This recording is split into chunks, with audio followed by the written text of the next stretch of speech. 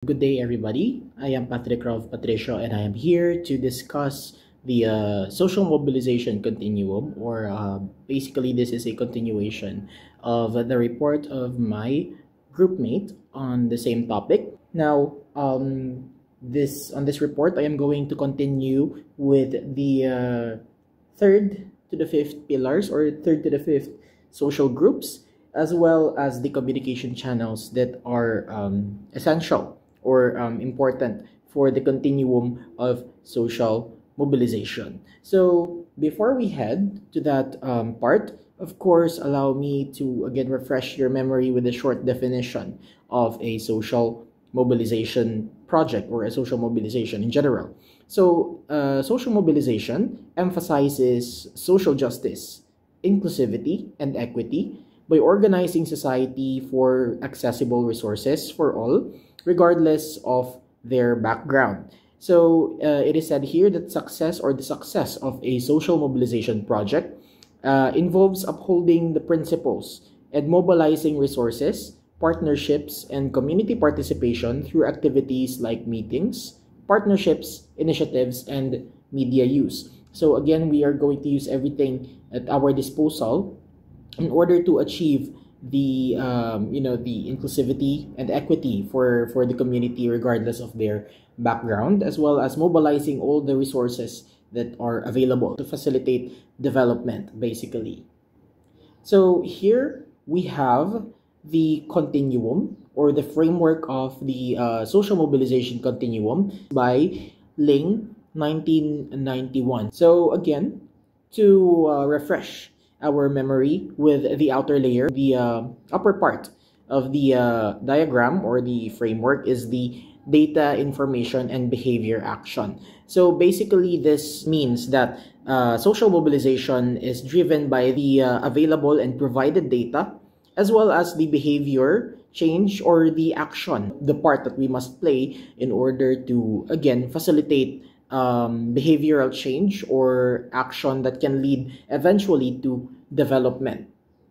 Another one on our external layer, outer layer, is communication and dialogue, and education and learning. So these are the main processes of social mobilization. So from communication and dialogue, it facilitates the sharing of knowledge and the discussion of issues wherein we can identify what problems needs to be solved, or what problems are prevalent in a certain community that requires action. Education and learning, on the other hand, builds the skills and awareness that the people need in order to tackle these social challenges. So again, these are the main processes of social mobilization. And again, these are very important in order for us to facilitate, again, development through social mobilization. So we have here now the 5 social groups in partnerships. So the previous 2, which is the political and governmental pillars or groups, were discussed already by my groupmate. But again, to have a quick recap, the 5 social groups and partnerships are categories of society, or it categorizes the society into 5 main groups that participate in social mobilization. So the first one was discussed already. So it is the political. So this include our legislators, decision makers, and opinion leaders, and who shape, or basically these are the people who shape the policies. And of course, governmental are public officials, bureaucrats, and technocrats who are or who implement policies to facilitate progress, basically. So I believe this is already discussed thoroughly on the previous report. So now let us move on to the non-governmental group. So these are civic, religious, and professional groups, as well as industries and non-governmental organizations, which provide alternative leadership and community service. Example of this is the Angat Buhay Foundation, which was founded by the supporters of the former Vice President Leni Robredo. So it is an example of a non-governmental organization. So the next one is the community groups. So these include schools, churches, and daycare centers, which influence social values and behavior. Of course, for those people who are again in contact with these community groups, or if you're part of a certain religious community or part of a church. Of course, certain schools will have their own agendas, their own advocacies, which they promote through their students, no, and it could be reflected through their extension work, so, or their outreach work for their institution. So these are the community groups. And finally, of course, we have the families, or the individual relationships, basically. So this is the foundation of society. It also includes cooks, or it also includes cooks, shoppers, and household heads who reinforce values and norms on a personal level. So again, this is focused more on the individual or personal relationships, wherein they can influence other people who are in contact with them in order to participate in the social mobilization project. These groups, they are responsible for facilitating social mobilizations. Okay, so moving on with that, we have the communication channels. So these channels are, it highlights the different information avenues for the spread of knowledge and information across or within society. Okay, so we have here, of course, the interpersonal communications or interpersonal relationships. So these are direct communication, like face-to-face discussion. So as I've mentioned, for example, families can influence their relatives, their friends, their neighbors into doing something, or into joining a social mobilization endeavor. So that will fall under interpersonal. Of course, we have media. As we've learned from our previous subject, of course, media plays a huge role in the developmental work, and that includes, of course, social mobilization. So through media, mass communications like TV, radio, and newspapers, information is spread across communities, across people, which can again prompt them into banding together and facilitating a social mobilization project, or for increasing awareness for people in order for them to identify what are the problems that are present in the society, and what can they do, or what social mobilization project they can come up with in order to address these problems. Okay, we also have here the traditional channel. So this is culturally, or these are culturally significant methods like folk tales, music, and community gatherings. So this is rooted more on our traditional ways of sharing information. So for example, the cultural traditions of a certain indigenous people.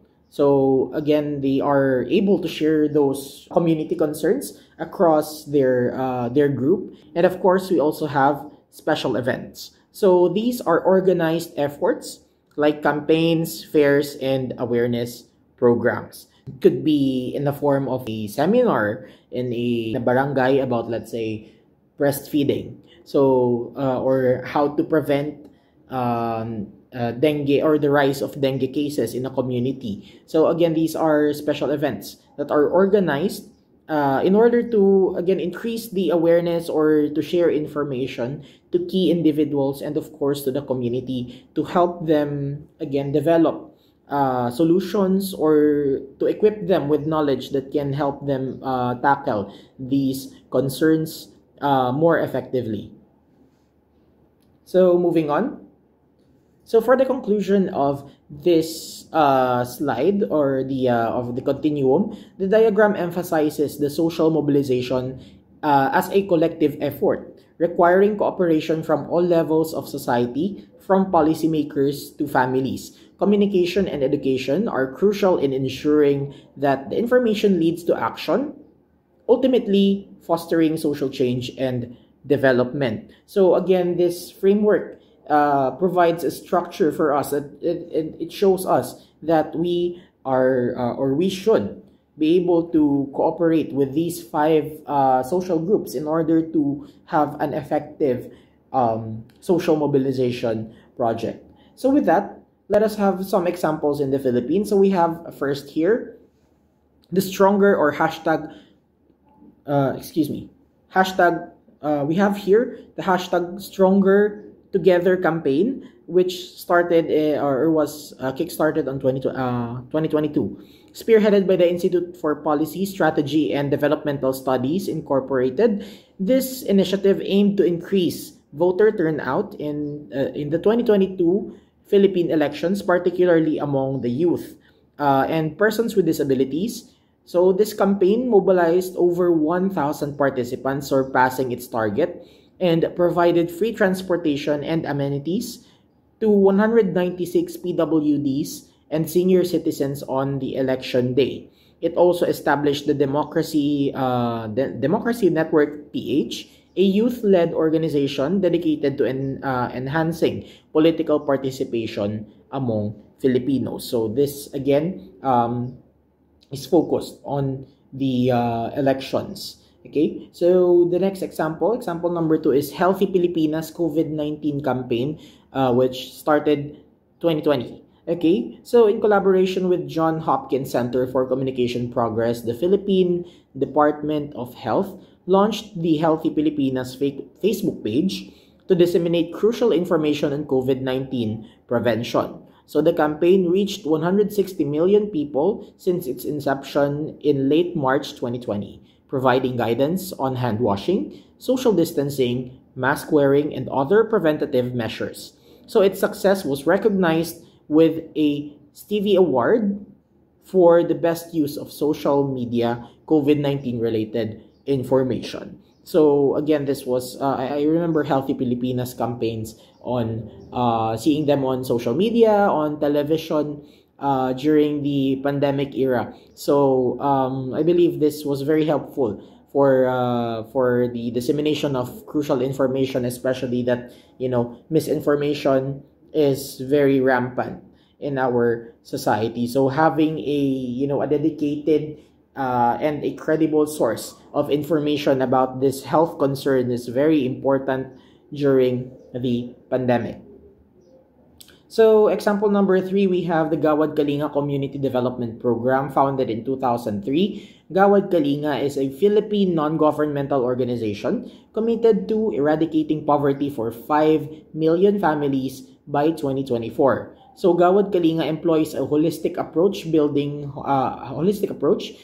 homes and facilities for impoverished communities through collaborative efforts involving charities and future residents.